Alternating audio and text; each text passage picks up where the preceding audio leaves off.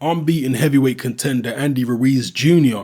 says that he is frustrated seeing fellow Mexican, or, well, in the case of this guy, Mexican-American, Chris Arreola, getting a title shot against Deontay Wilder when he hasn't really won a big fight in a very, very long time, whereas he himself is being passed over for title opportunities. He says he's very frustrated about that.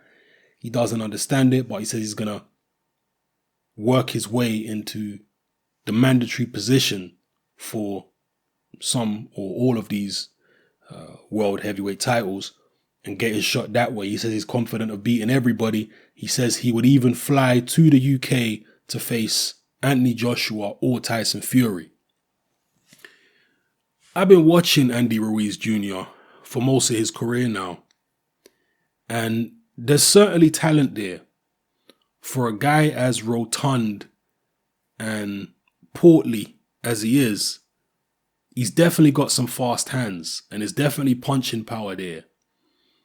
But his condition is always a concern. His defense, particularly at the type of weight he's lugging around, his defense is a concern because I've seen him in there with fighters who he ended up beating, but he was getting hit with all types of punches. There was one particular guy whose name escapes me at the moment.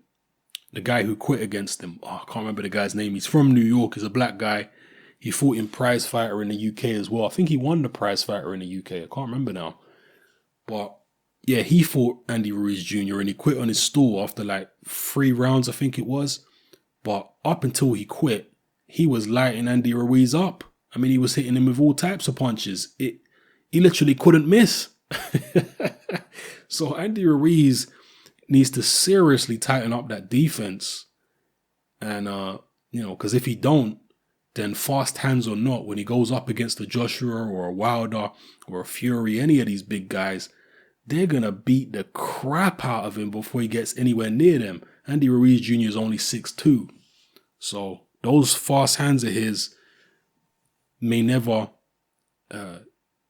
become a factor if he goes up against any of the guys I just mentioned, because he'll be getting lit up and he won't be able to get anywhere near them. He'll be taking all types of heavy shots and the fights may not last very long.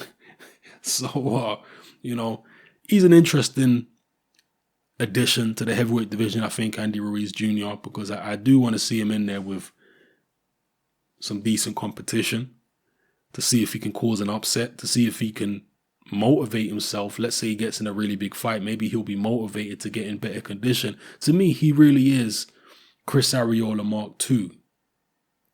He might end up being better than Chris Arreola. He's certainly got quicker hands and he's a more, I think, clean and correct puncher than Arreola. So, we'll keep an eye on him, Andy Ruiz Jr., and see where he goes. He might be the kind of guy that can spring an upset at some point in time in the heavyweight division. I wouldn't be surprised because he does have ability and he does have power. But with the poor condition, the poor defense, he's definitely not going to be a dominant champion.